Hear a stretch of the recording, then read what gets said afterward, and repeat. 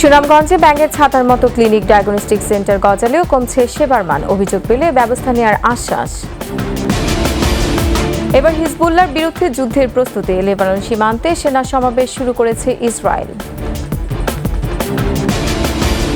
এবং কোপা আমেরিকায় ভেনিসুয়েসের জাদুতে স্বরূপে ফিরল ব্রাজিল, প্যারাগুয়ের বিপক্ষে 4-1 গোলের জয়।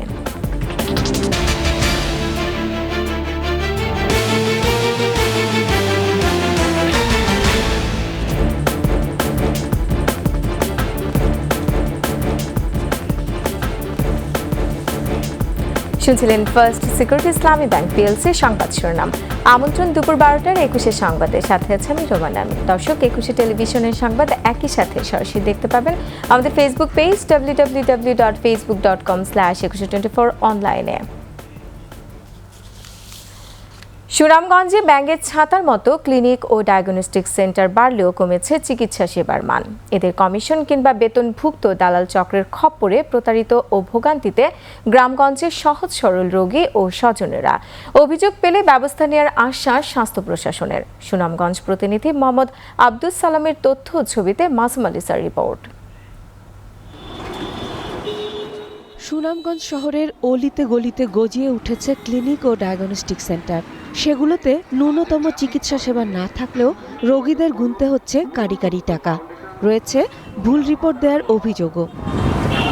আবার দালাল চক্রের খপ্পরে পড়ে ক্লিনিক ও ডায়াগনস্টিক সেন্টারগুলোতে গিয়ে প্রতারিত হচ্ছেন গ্রাম থেকে ডাক্তার দেখাতে শহরে আসা রোগীরা। চক্রটি ওত পেতে থাকে জেলা সদর হাসপাতাল এবং ভালো ডাক্তারদের চেম্বারের সামনে। সহজ সরল রোগীদের আরও ভালো ডাক্তার ও কম খরচে পরীক্ষা নিরীক্ষার প্রলোভনে নিয়ে যায় ক্লিনিক ও ডায়াগনস্টিক সেন্টারে।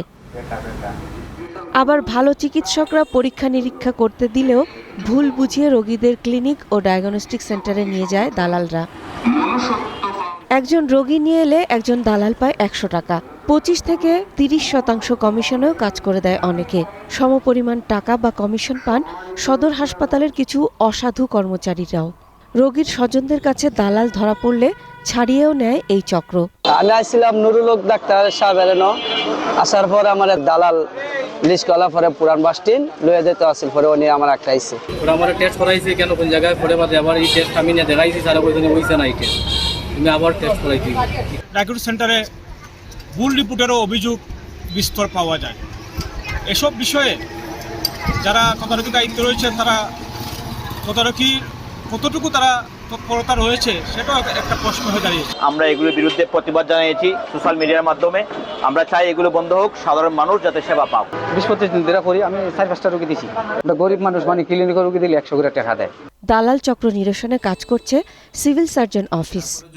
যদি কখনো প্রতারণার সুযোগ হয়ে থাকে তখন আমাদের কাছে অভিযোগ আসলে আমরা সে ব্যাপারে ব্যবস্থা নেওয়ার চেষ্টা করে থাকি। দালালদের অপতৎপরতা বন্ধ করে রোগীদের সেবার মান বাড়ার প্রত্যাশা সুনামগঞ্জবাসীর। মাসুম আলিসা, 21 টেলিভিশন।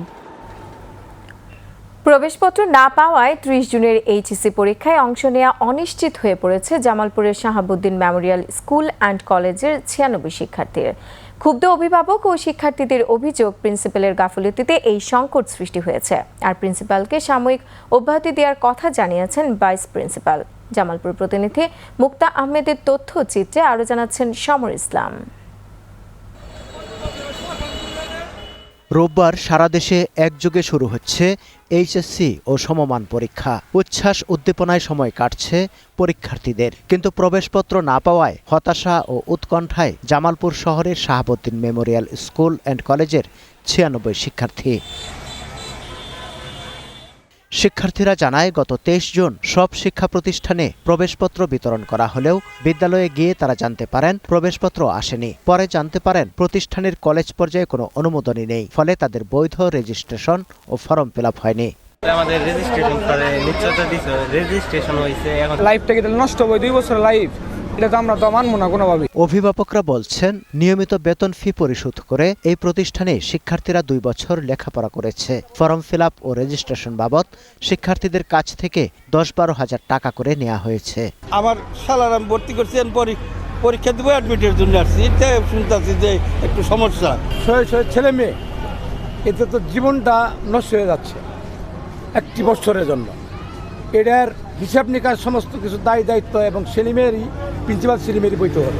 অধ্যক্ষকে সাময়িক অব্যাহতি দেয়া হয়েছে, যোগাযোগের চেষ্টা করেও তাকে পাওয়া যায়নি। তবে অবস্থা বেগতিক দেখে দায় এড়াচ্ছে প্রতিষ্ঠান। ভুক্তভোগী শিক্ষার্থীদের সাথে প্রতিষ্ঠানের সম্পর্ক নেই বলছেন ভাইস প্রিন্সিপাল।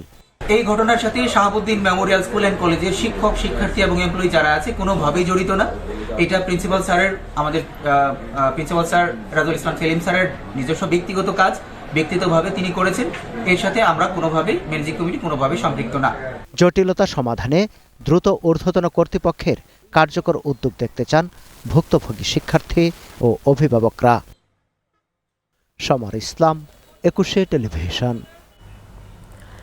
চুয়াডাঙ্গার জীবননগর উপজেলার মনোহরপুর ইউনিয়ন পরিষদের চেয়ারম্যান সোহরাব হোসেন খানের উপর হামলা চালিয়ে তাকে জখম করেছে দুর্বৃত্তরা।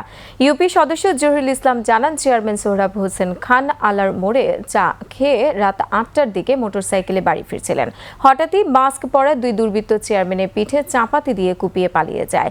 এ সময় তার চিৎকারে স্থানীয় রক্তাক্ত অবস্থায় উদ্ধার করে প্রথমে জীবননগর উপজেলা স্বাস্থ্য কমপ্লেক্সে এবং পরে উন্নত চিকিৎসার জন্য যশোর মেডিকেল কলেজ হাসপাতালে নেওয়া হয়। এদিকে ঘটনার পরপর চুয়াডাঙ্গার অতিরিক্ত পুলিশ সুপার নাজিম উদ্দিন আল আজাদ ঘটনাস্থল পরিদর্শন করেন।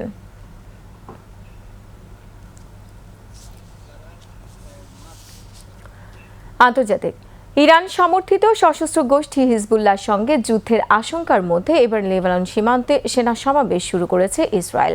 পূর্ণমাত্রায় যুদ্ধের প্রস্তুতি হিসেবে দেশটির সেনাবাহিনী এরই মধ্যে তাদের সামরিক মহড়ার ভিডিও প্রকাশ করেছে। ইসরায়েলি সেনাবাহিনী বলেছে, গোলানি ব্রিগেডের 12তম ব্রিগেড যুদ্ধ পরিস্থিতিতে লড়াইয়ের অনুকরণে একটি মহড়া চালিয়েছে।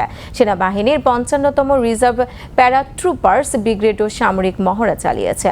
মার্কিন গোয়েন্দারা জানিয়েছেন, জেরুজালেম ও হামাস গাজায় যুদ্ধবিরতি চুক্তিতে পৌঁছাতে ব্যর্থ হলে আগামী কয়েক সপ্তাহের মধ্যে ইসরায়েল ও হিজবুল্লাহর মধ্যে বড় ধরনের সংঘর্ষ শুরুর আশঙ্কা রয়েছে। এদিকে গাজায় বোমা হামলা অব্যাহত রেখেছে ইসরায়েলি বাহিনী। দক্ষিণাঞ্চল রাফা শহরের কাছে আল মাওয়াসিতে বাস্তুচ্যুত লাখো ফিলিস্তিনি আশ্রয় নিয়েছে।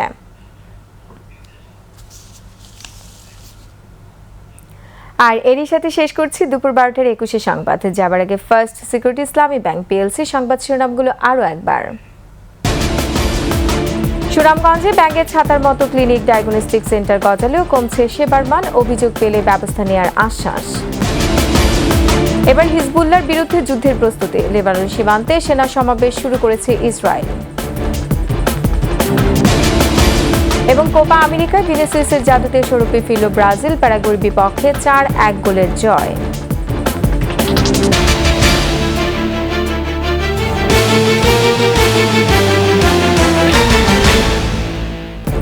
দর্শক, সর্বশেষ সংবাদ জানতে ডায়াল করুন 2021 নম্বর আর ভিজিট করুন 21-tv.com এই ওয়েবসাইটে। এছাড়া ফেসবুকে ভিজিট করতে পারেন facebook.com/2124 অনলাইনে।